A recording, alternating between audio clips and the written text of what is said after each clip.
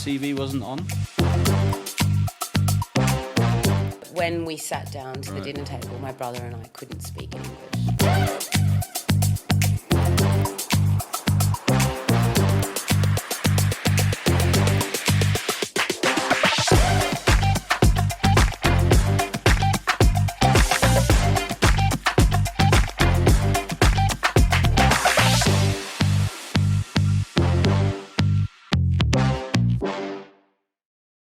Welcome to Significant. It's a podcast by The Yak. And today I am joined by a rapper, I'm going to say, a stylist, art director, hotelier. Wow, I'm feeling great with the intro so far. Thank you so much for having me. Ozlem Esen. Thank you for having me. I'm excited to chat with you today. Yay. We've known each other for a while, yeah? Yeah, it's been quite some time. Good Lord. When was it? I've got time dysmorphia at the moment. 20 years? Not even. I think... No, 15. 15 maybe, yeah. I usually tend to exaggerate dates, but yeah, I'd say 15. So Oz, just to let people know, you're of Turkish descent? That's correct. Both my parents are actually Turkish. Right, and Australian, right? But I was born in Sydney. Okay. So you're from Sydney? Well, I grew up predominantly in Sydney, so, I mean, I'd say I'm from Sydney, but the household was completely Turkish, so... Really? Yeah. I mean, obviously Sydney we know is a sort of multicultural melting pot. I mean, although everybody's an Aussie, mate. But where I grew up everybody was an Aussie. It was quite the opposite, actually. It was like a melting pot of anyone who migrated to Australia.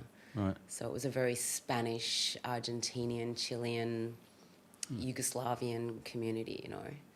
It was actually, if you were Australian, you were probably more stand out than if you were... So no whiteys there? Definitely not. It was Really? Definitely more of a well, I mean, it sounds horrible to say now, but it was, you know, the Wogs against a few Australians. Really, yeah. Yeah, definitely. I mean, was there a big Turkish population? No, there wasn't. Not where I was. There was a few towns over, and we did Saturday schools in a place called Auburn, which was a very Turkish community. But my parents were more...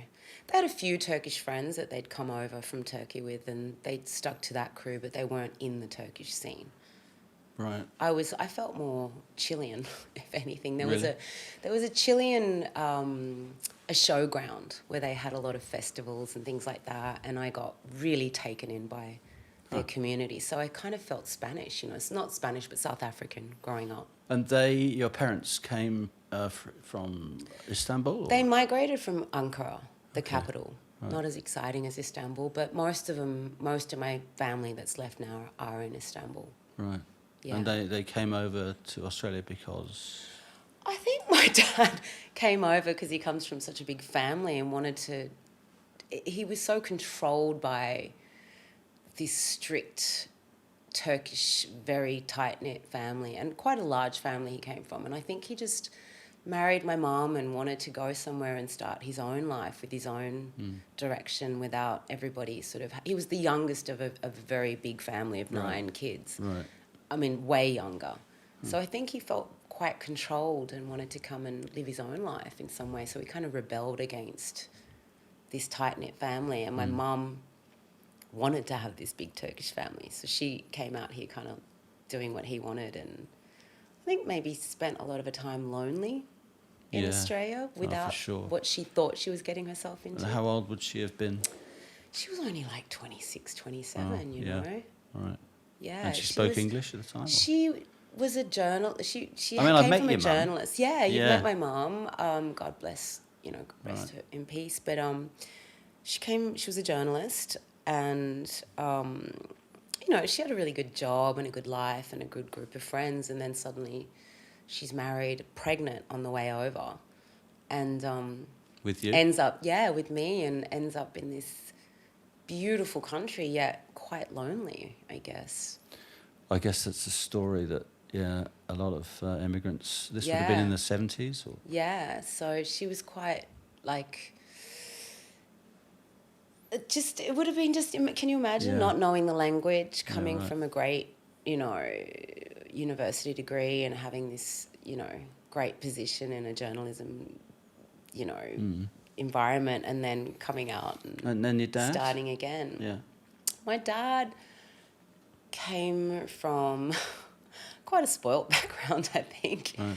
And, they both struggled. They weren't working in fabulous, fancy jobs. They suddenly went from this fabulous, fancy life into kind of an eye-opening... They had to grow up. Yeah, isn't that funny, though? Because, like the third son of the third son from Scotland, they'd always kind of go to Africa or something, looking for their dreams. And isn't it funny they turn up in what was still a very modern place then and find it not necessarily what they'd expected?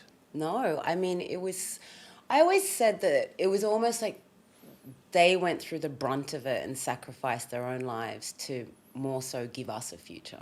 We got the best of both worlds. They worked hard.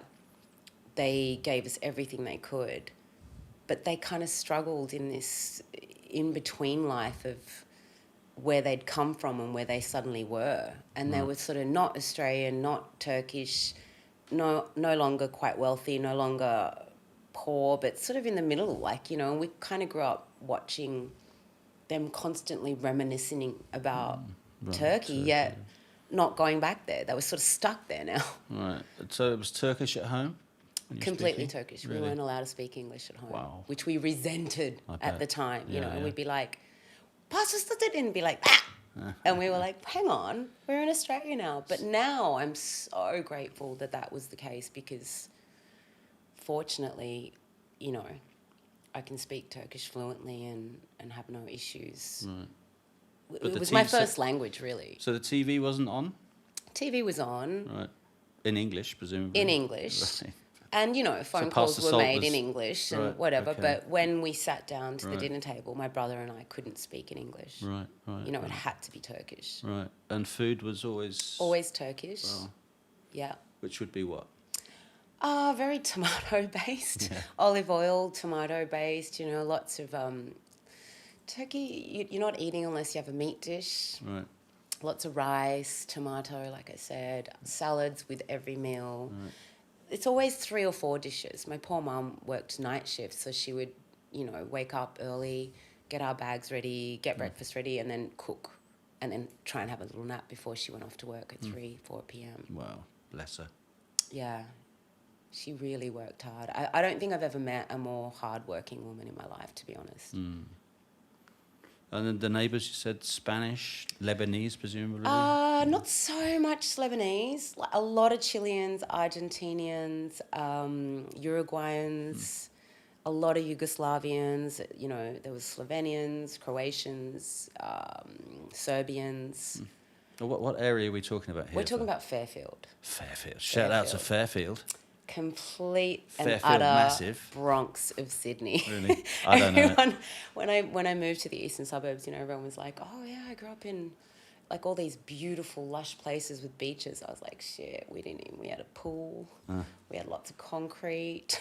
It was definitely very unglamorous. Was it a violent area? It definitely had areas of violence and crime, and it's a lot worse now than it was back then. So the sort of Compton of it was Sydney. Definitely the Compton. Right. And I wouldn't have had it any other way. I mean, every time I met someone from the eastern suburbs, we kind of grew up ghetto, but with vibe. There was a vibe to it. We weren't at shopping malls. We were sitting on the corner of blocks at night, roller skating and skateboarding and making up raps. And everybody had strict parents and they were fighting some kind of issue that was going on with not being Australian and not being quite from wherever we were. We were sort of on the fence, but it brought diversity.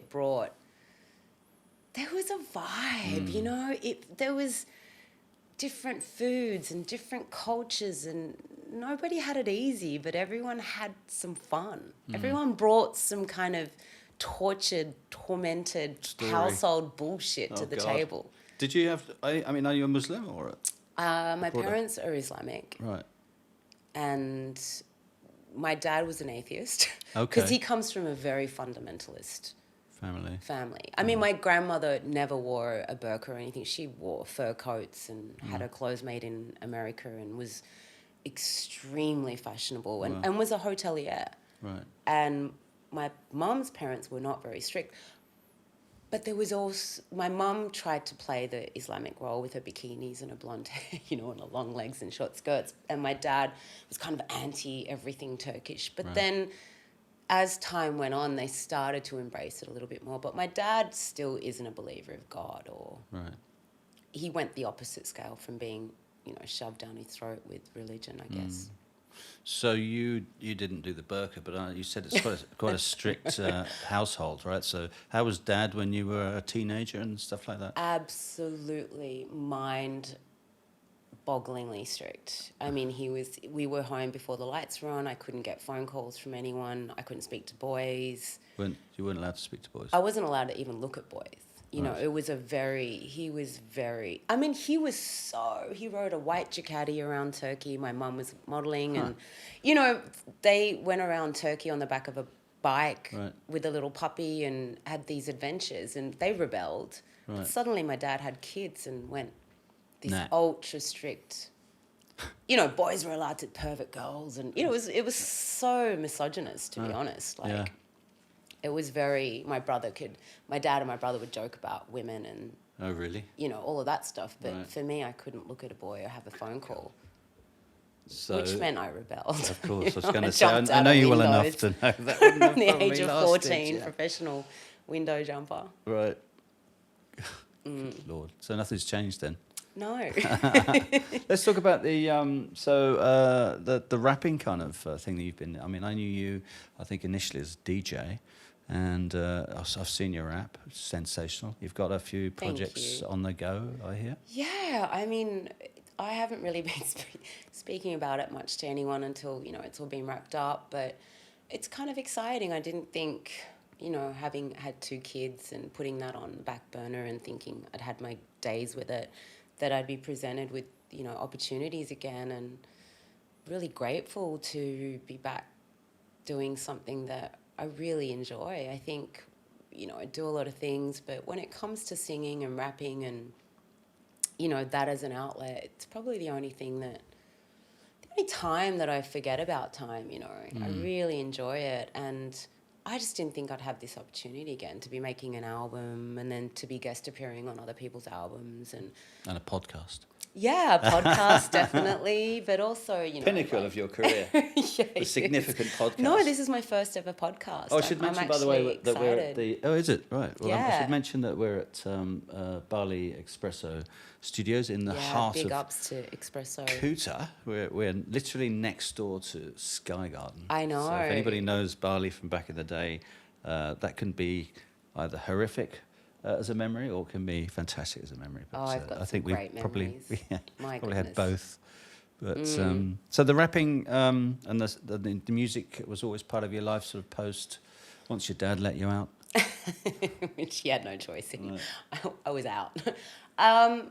Always. I guess, the South American community, it was a very De La Soul, old school, it was like when I remember being probably 13, and back then it was about, tapes, and it was a black market, so someone would have gone to America, made a mix with Erotic City and, that old song. I can't remember who sings it. Din da da, din do do. Like, there'd be all these mixes on these tapes, and then someone would start distributing at school. And if you were lucky enough to get in with some crew that was a bit older, and they kind of liked you at school. There was gangs at school, and they'd let you borrow a tape, and you'd go home with your double, if you were lucky enough to have a double recording tape. You'd record it, and then you'd distribute it. You wouldn't give it out too much.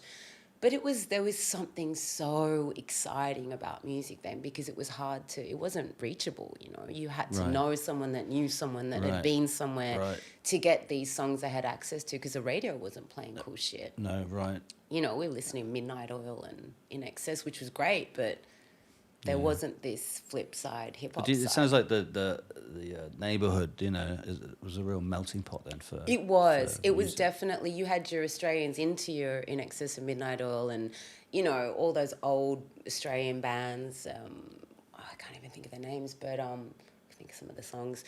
Then you had this real, like I said, Jungle Brothers, De La Soul, like all these old school Diggable Planets. And, there was this huge hip-hop scene. And I guess that's where the love of rhyming and, we'd sit around sitting on the corner of street being loitering and make up raps about every person that went past. Perfect. Yeah. That was the way we Learned. exerted our suppression at home. Right. We couldn't talk and laugh and giggle. It was my parents' household with my dad there was extremely controlled, Even laughing was a bit like, hang on, we're at the table. You've got to be serious. So we'd go out and music was our outlet. Hip-hop was, there was a anger and also back then it was a joyful side too. Yeah, De La for Soul sure. was about flowers and daisies, And then when did you start performing? When was do you remember your first performance? Oh, God, yeah, it was terrible. Yeah.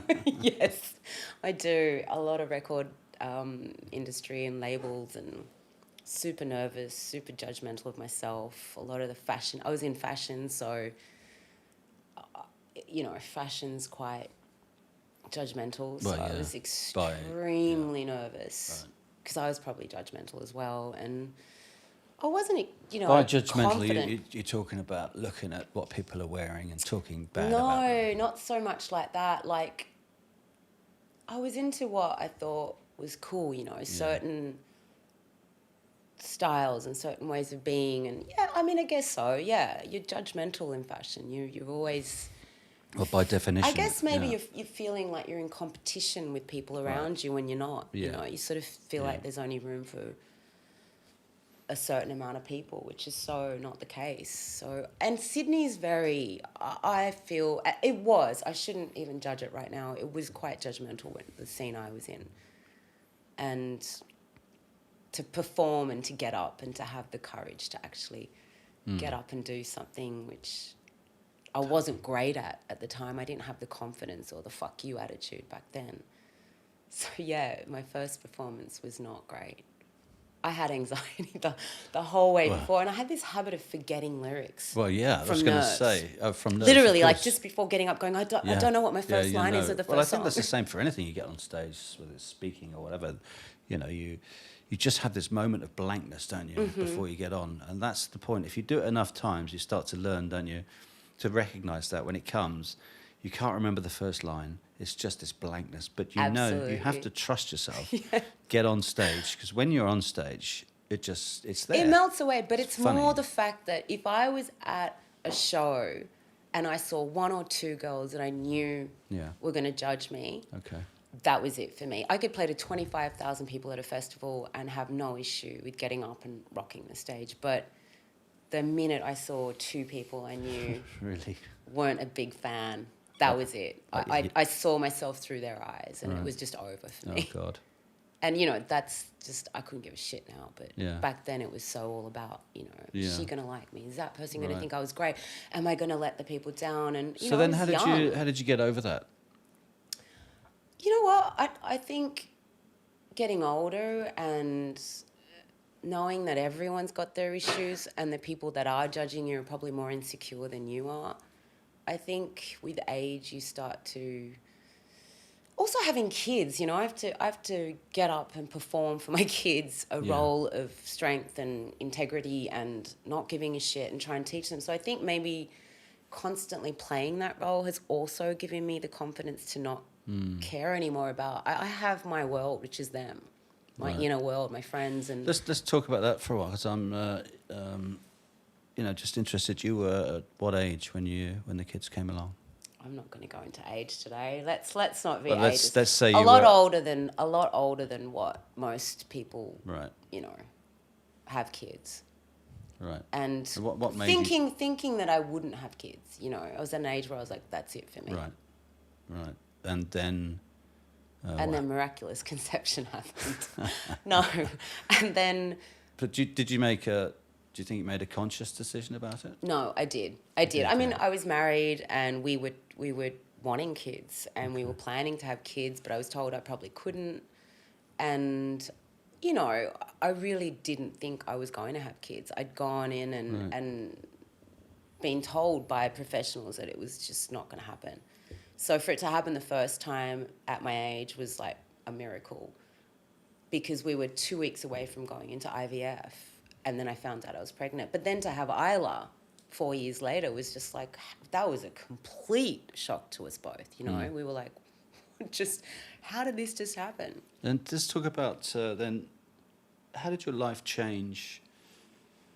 Not practically, but how did it change Personally and philosophically, religiously? Oh, you know, geez. in your there's being. so many layers to how your life changes as a, you know, mother. But I think the biggest thing, which is, you know, quite cliche, is that you become selfless. Right. You know, I was selfish as fuck before I had kids. I did whatever, and I always have, ever since I was a kid, whatever I wanted, whenever I wanted, however I wanted, you know. And suddenly you can't. It's not even that you sacrifice, I'm so fabulous, I just don't do anything for myself anymore. It's, you know, I'm so selfless. You have no choice. Right. You know. And Or is it a choice? well, I mean, I'm sure there's mothers that still continue to be selfish, but for me, as soon as they, you know, my first daughter was born, that was it. I really did change. And to my detriment. I mean, I became so the polar opposite that I was trying to be a martyr. You know, I was not going out. I wasn't drinking. I breastfed for as long as I could, which was getting ridiculous. Like, it was actually like, what am I doing? This is actually a grown child now. But I tried to do everything.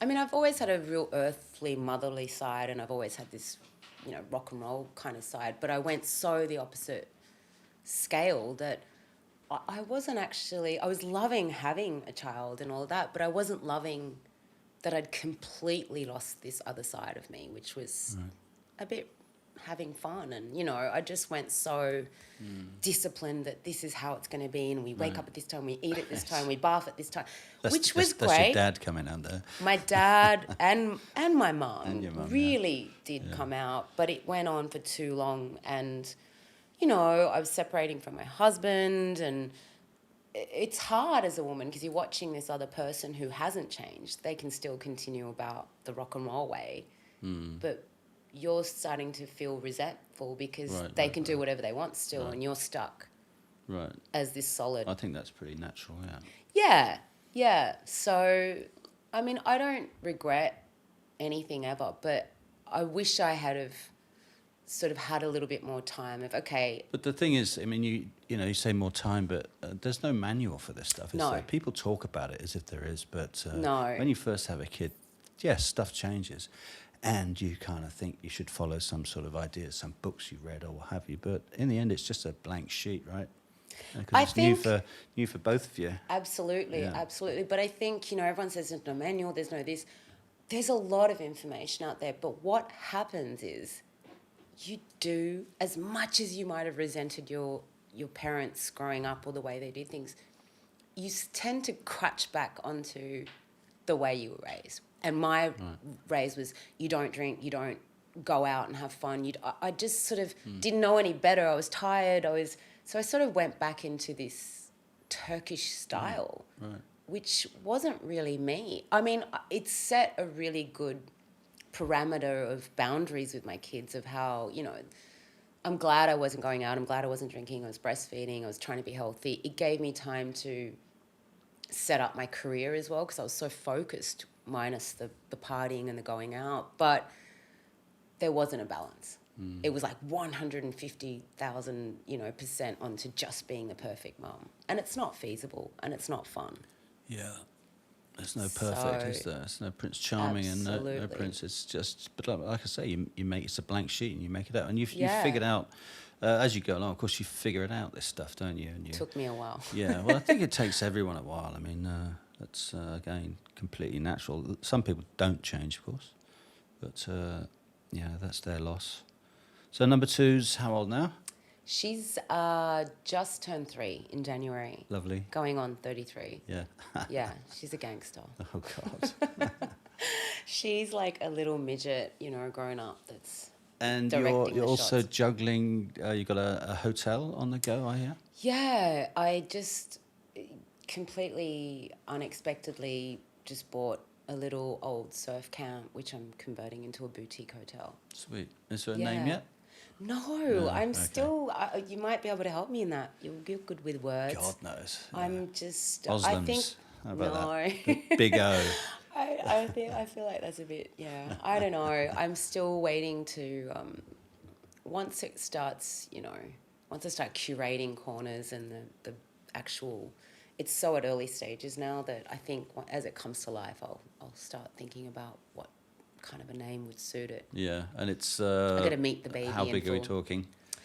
It's 10 ara, which it's not huge, How but many it's not rooms are we small. gonna- We're talking about 11 rooms. Okay, cool. And it's on a surf break? Yeah, there? It's 150 metres back from Echo Beach. Okay. Sort of that Labrissa area, the old car park from Parental. But it's the best thing about it is, and I didn't even know this was the case, it was so overgrown and abandoned for 2 years. Once we cut it back, a day before I signed, there was this huge section over the river. So it's kind of based on top of this incredible, beautiful river that shoots out to the river mouth of the right-hand break. And then, it's 100 metres from the Echo Beach. Brilliant. So I'm kind of excited. It's going to be like a little yoga over the river and Right. a Turkish restaurant over the Bit of river at music, nights. I expect. A recording studio, hopefully. Okay. A skate ramp, hopefully. Wow, okay. I want it to be a little hub for creatives to come and stay and hold retreats and... Plenty of those around, There is, but I don't think there's anything that close to the beach that's over a river. You've got your Ubud style in Ubud, but this is kind of a bit of both. Right. So I'm excited to have a kind of a point of difference, I guess. And Yeah. To design it in a different way that's been done at the moment. So Hopefully. there's plenty going on in your life then, clearly. Lots. Yeah. Lots and lots. What yeah. drives you? What drives me? That's a good question. I think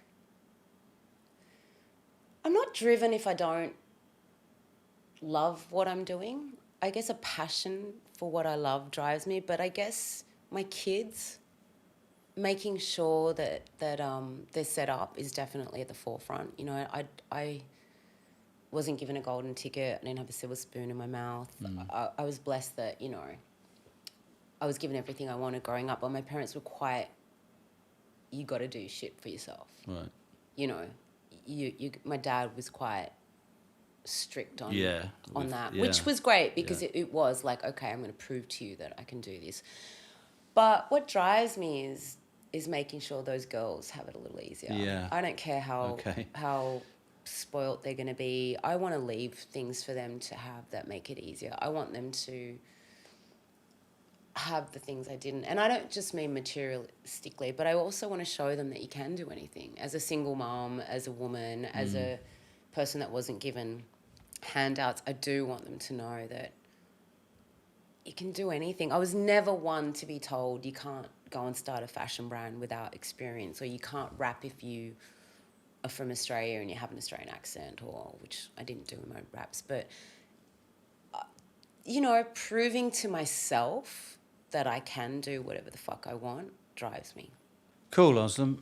I just want to talk a bit more about the music, because I know you've got a project going on that we haven't really spoken about. Can you give us an idea of what that is? I'm in the process of doing an album with some South African producers, or I should say producer. And it's come out so organically, I guess. I mean, like we were talking about growing up in the West and having a hip hop influence, I grew up obsessed with people like Digital Underground and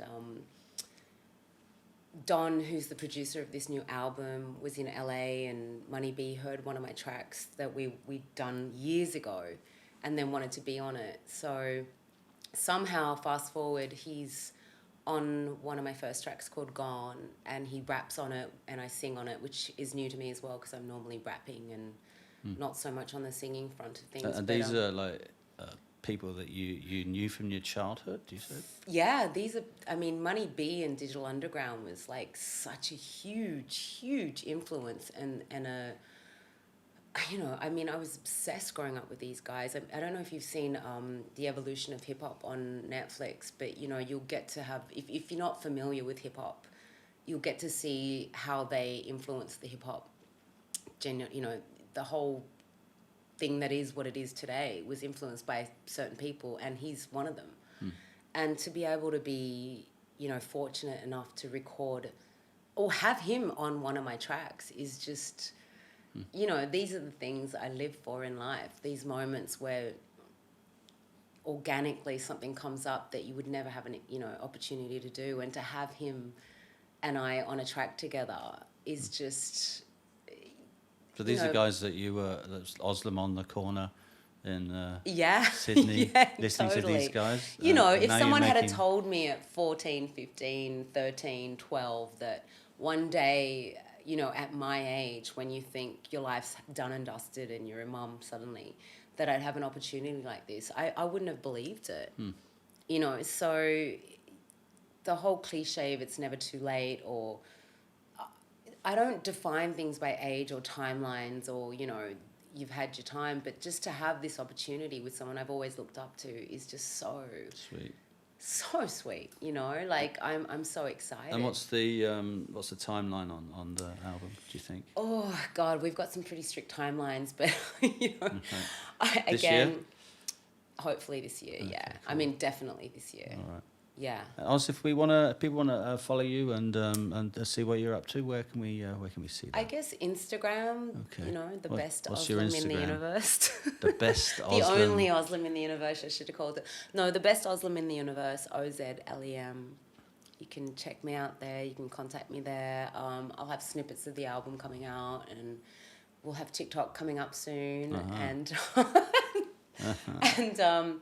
Yeah, I'm going to be doing some other collaborations with a guy from LA called Sebastian from Goze. This is Goze. Amazing music. His stuff is just, it's the closest to that old school flavour with a new twist, you know, without it being too modern. And I'm not a big fan of the latest hip hop out there or rap, but this guy is really bringing together some incredible talented musicians and rappers and singers, and his album is just, it's going to be dope. So Excellent. I'm excited. Well, I, for one, cannot wait. Follow Ozlem on Instagram at the best Ozlem in the universe. Don't forget it. Yeah. And Oz, it's been such a great pleasure to talk to you as ever. Oh, I love you so much. So grateful that you've brought me here today and that you're actually, you know, interested in what I have to say. It's always a pleasure. Stay cool.